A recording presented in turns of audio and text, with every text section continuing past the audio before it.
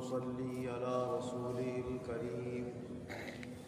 أما بعد فأعوذ بالله من الشيطان الرجيم بسم الله الرحمن الرحيم يا أيها الناس اتقوا ربكم الذي خلقكم من نفس واحدة وخلق منها زوجها وبث منهما رجالا كثيرا ونساء واتقوا الله الذي تساءلون به والأرحام إن الله كان عليكم رقيبا۔ اللہ تبارک و تعالی اپنے کلام عظیم میں ارشاد فرما رہا ہے، اے لوگو اپنے اس رب سے ڈرو جس نے تمہیں ایک جان سے پیدا کیا اور اس ایک جان سے ان کی بیوی کو بنایا اور پھر ان دونوں سے بہت سارے مرد اور بہت ساری عورتیں عالم کے اندر پیدا ہیں۔ ڈرو اس اللہ سے جس کا واسطہ دے کر تم آپس میں ایک دوسرے سے سوال کرتے ہو، اور رشتوں کو توڑنے سے ڈرو، بے شک اللہ تمہاری نگرانی فرمانے والا ہے، وہ ہر وقت تمہیں دیکھ رہا ہے۔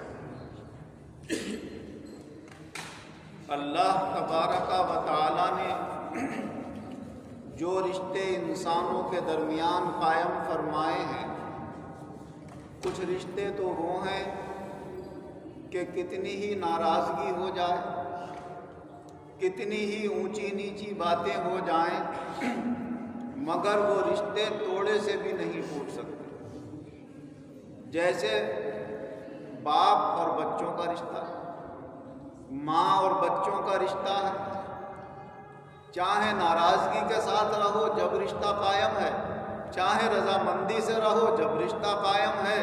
یہ رشتہ تو ختم ہونے والا ہے ہی نہیں۔ یہاں تک کہ اسلام کا قانون یہ ہے کہ اگر کوئی باپ اپنے اولاد سے، اپنے بیٹوں سے اتنا ناراض ہو کہ وہ یہ وصیت کر کے مر جائے کہ میری جائیداد میں سے اسے 1 روپیہ مت دینا، کچھ بھی مت دینا، میں نے اسے عاق کر دیا، تو اللہ تعالیٰ فرماتا ہے رشتہ ہم نے قائم کیا، حصہ دلوانے والے ہم ہیں، تمہارے روکے سے بھی نہیں رکیں گے۔ عاق بھی کر جائے گا، جب بھی اس کے کہنے سے اثر نہیں پڑے گا، اس کے دنیا سے جانے کے بعد جیسے اس کی ساری اولادوں کو حصہ دیا جائے گا، جس سے وہ ناراض تھا اس کو بھی اتنا ہی حصہ دیا جائے گا۔ بس ایک بات ہے کہ جس مذہب میں ہے اس مذہب پہ قائم۔ ہاں اگر اپنے مذہب سے ہٹ گیا ہے تو پھر جب 2 مذہب الگ الگ ہو جاتے ہیں تو پھر کوئی رشتہ باقی نہیں رہتا۔ اگر کوئی مسلمان ہے تو اس کا بیٹا مسلمان ہی ہو، اگر کوئی ہندو ہے تو اس کا بیٹا ہندو ہی ہو، اگر کوئی عیسائی ہے تو اس کا بیٹا عیسائی ہو، اگر کوئی یہودی ہے تو اس کا بیٹا یہودی ہے، یہودی ہونا چاہیے۔ اسلامی قانون کے لحاظ سے ایک مذہب کے لوگ ہیں تو ان میں جائیداد تقسیم کی جائے گی۔ اگر کسی نے اپنا مذہب تبدیل کر دیا تو وہ اپنے وارثوں کے میراث میں سے محروم ہو جائے گا۔ باپ مسلمان ہے، بیٹا غیر مسلم ہے تو باپ کی جائیداد بیٹے کو نہیں ملے گی، بیٹے کی باپ کو نہیں ملے گی۔ لیکن جب تک اپنے مذہب پر قائم ہے تو چاہے ناراضگی ہے چاہے رضامندی ہے، یہ رشتہ ایسا ہے جو اللہ نے ہمیشہ ابتدا سے رکھا ہے تو انتہا تک یہ قائم رہے۔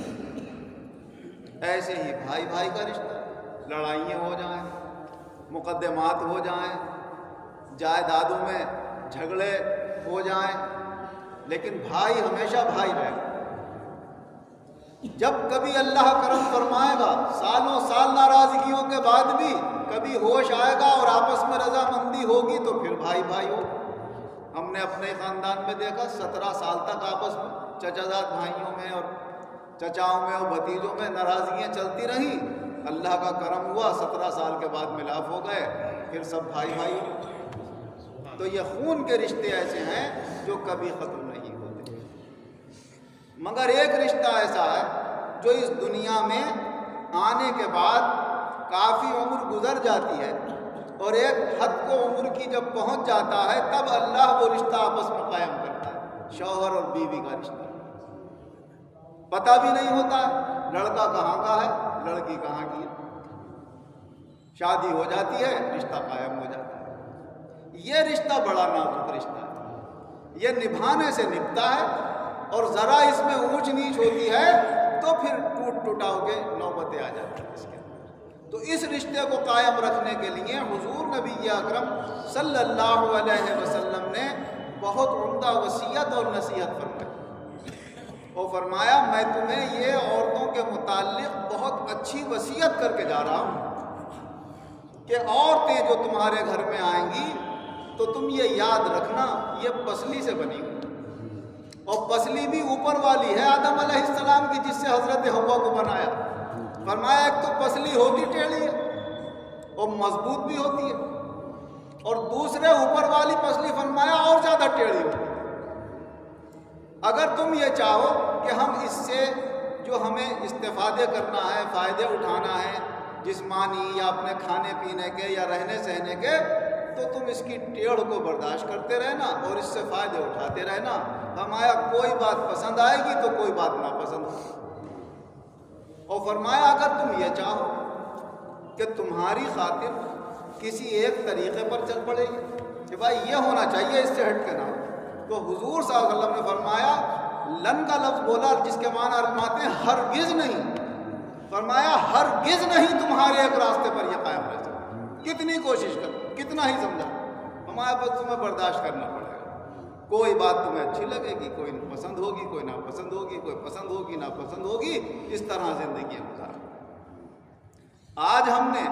حضور نبی اکرم صلی اللہ علیہ وسلم کے فرامین کو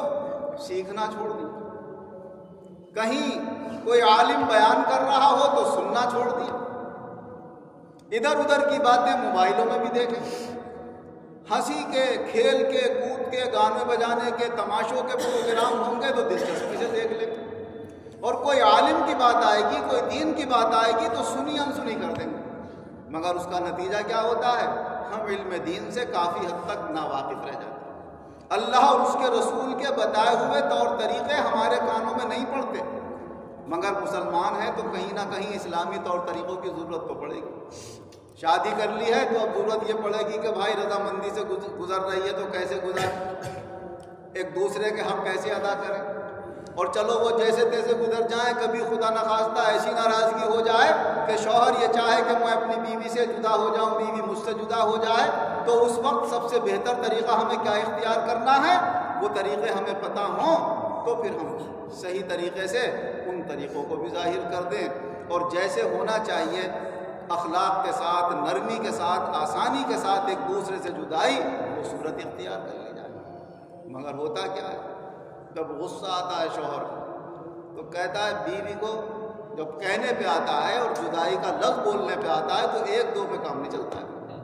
کم سے کم 3 اور اس سے زیادہ جتنے غصے ہیں منہ سے نکل جائیں۔ ماں اٹھتی ہے وہ منہ پہ ہاتھ رکھتی ہے، بہن ہے تو وہ منہ پہ ہاتھ رکھتی ہے، کوئی چچی اور پھپھی گھر میں موجود ہے تو وہ اٹھ کے کیا کر رہی ہے، کیا کر رہی ہے، رک جا رک جا، مگر وہ رکنے کو تیار ہی نہیں۔ اب جب غصہ ٹھنڈا ہو جاتا ہے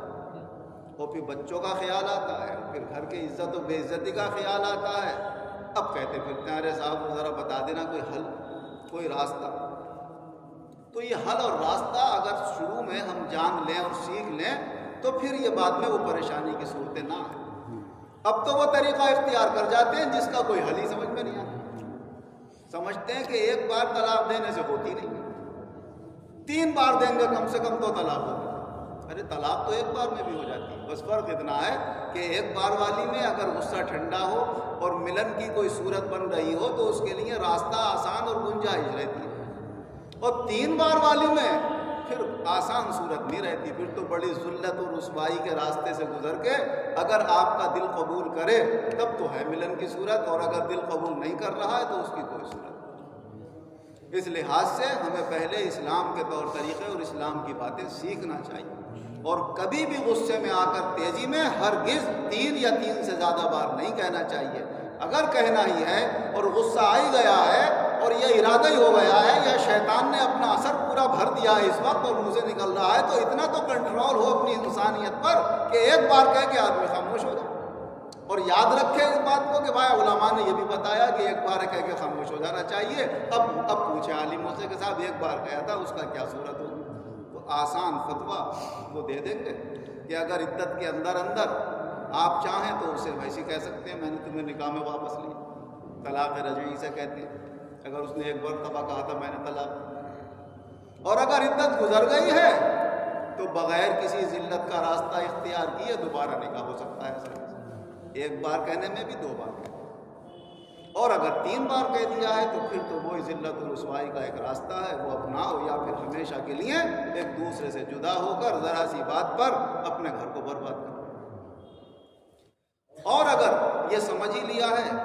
کہ بھائی نبھاؤ نہیں ہو رہا ہے تو سمجھدار لوگ کیا کرتے ہیں؟ ایک دم تیزی میں طلاق وغیرہ دیتے ہیں، بیٹھتے ہیں، باقاعدہ مشورے ہوتے ہیں، پنچایتیں ہوتی ہیں، علماء کو بلاتے ہیں، بلا کے پھر ان سے پوچھتے ہیں بھائی یہ مسئلہ کیسے ہونا چاہیے، آسانی سے ہم ایک دوسرے سے الگ ہونا چاہتے ہیں، کیا صورت ہونا چاہیے؟ یہ اللہ جسے توفیق دیتا ہے یہ بہت تحمل والے، برداشت والے، سمجھدار لوگ کہلاتے ہیں۔ چند لوگ ہم نے بھی اپنی زندگی میں ایسے دیکھے ہیں کہ ان کے یہاں جب ایسے مسائل آتے ہیں تو وہ اس پر باریکی سے دیر تک غور و فکر کر کے پھر کوئی فیصلہ لیتے ہیں۔ اللہ تبارک و تعالیٰ بے وقوفی سے، نادانی سے، جہالت اور گمراہی سے تمام مسلمانوں کی حفاظت فرمائے، علم نافع، عمل صالح اور عقل سلیم سے کام لے کر ہمیں زندگی گزارنے کی توفیق عطا فرمائے۔ آمین وآخر دعوانا ان الحمد للہ الحمد للہ رب العالمین والعاقبۃ للمتقین والصلاة والسلام علی خیر خلقہ محمد وآلہ واصحابہ اجمعین۔ اے اللہ ہمارے گناہوں کو معاف فرما، آئندہ گناہوں سے بچنے کی توفیق عطا فرما، جو بیمار ہیں انہیں شفا عطا فرما، جو قرض دار ہیں انہیں قرضوں سے نجات عطا فرما، جو بے روزگار ہیں انہیں اچھے روزگار عطا فرما، جو برسر روزگار ہیں ان کے روزگاروں میں خیر و برکت اور ترقیاں عطا فرما۔ ہم تمام مسلمانوں کے گھروں کے جو الجھے ہوئے مسائل ہیں انہیں آسانی سے حل فرما، اور ہر طرح کے فتنے، فساد، آفت، بلا سے ہم تمام مسلمانوں کی حفاظت فرما۔ ہماری جانوں کی، مالوں کی، عزت، آبرو، دین و ایمان کی حفاظت فرما۔ ایمان اور عزت کے ساتھ ہم سب کو زندہ رکھ، ایمان اور عزت کے ساتھ بآسانی ہم سب کا خاتمہ فرما، ایمان اور عزت کے ساتھ آخرت میں اپنے مقبول بندوں کے ساتھ ہمارا حشر فرما، اپنی سب مخلوق پر رحم کرم فرما۔ آمین۔